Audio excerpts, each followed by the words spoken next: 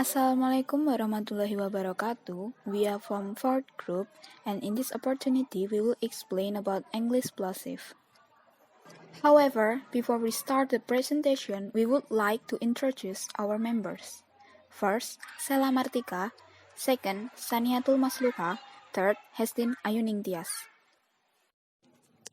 Then, let's move into the explanation. What is plosive? Plosive is oral or non-nasal stop consonant, so called because the air that is stopped explodes with the release of the closure. English plosive has 6 consonants: p, t, k, b, d, and g.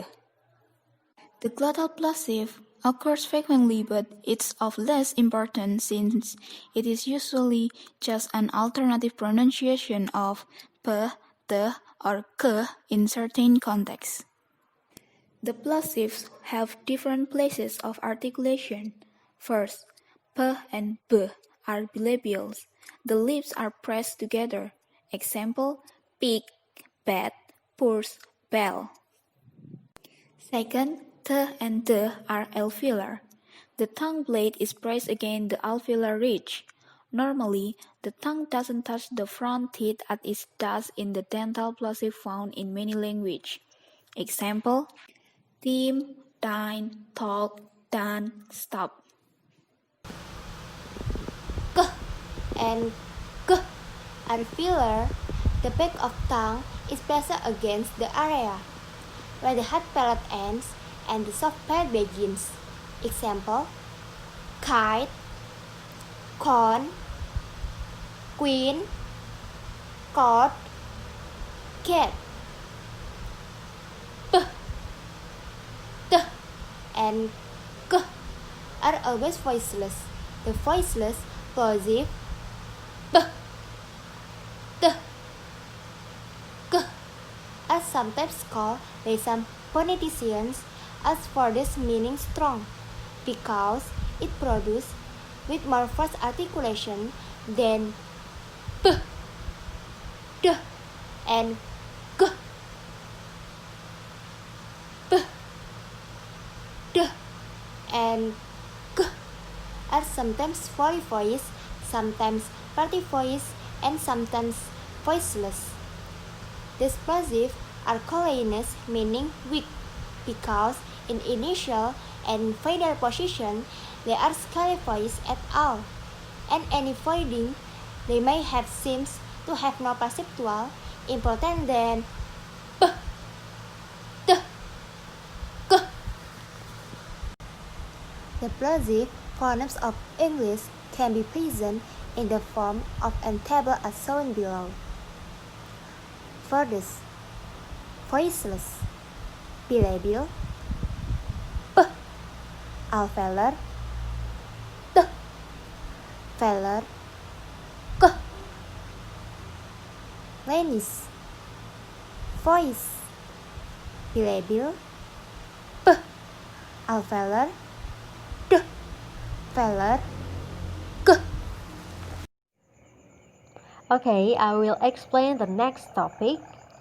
All 6 plosives can occur at the beginning of a word or initial position, between other sounds or medial position, and at the end of a word or final position. Number 1. Initial position. The closing phase for a p, t, k, and p, t, k takes place silently. During the whole phase of there is no voicing in p, t, k, but in p, t, k. On the other hand, we normally very little voicing. The release phase of p, t, k is followed by an audible plosion, that is, a burst of noise. There is then, in the post-release phase, a period during which air escapes through the vocal folds, making a sound like H. This is called aspiration. For example, pin, tin, kin. The release of p, t, k, on the other hand, is followed by weak plosion. Number 2. Medial position. The pronunciation of p, t, k, and p, t, k in medial position depends to some extent on whether the syllables preceding and following the plosive are stressed, but depend on the context.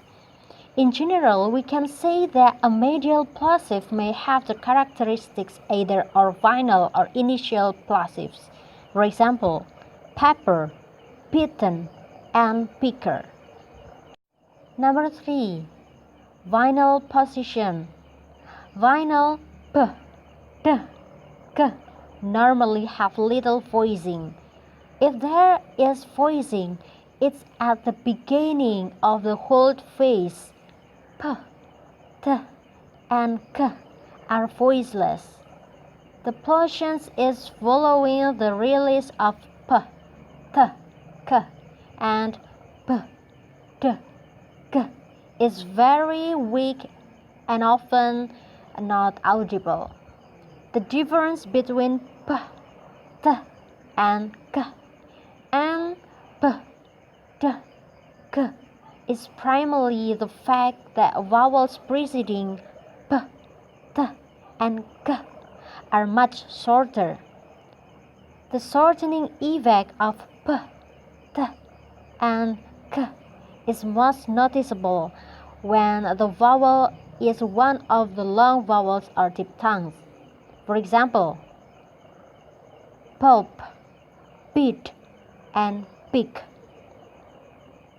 Okay, I think that's all about our explanation. Thank you for your attention, and wassalamualaikum warahmatullahi wabarakatuh.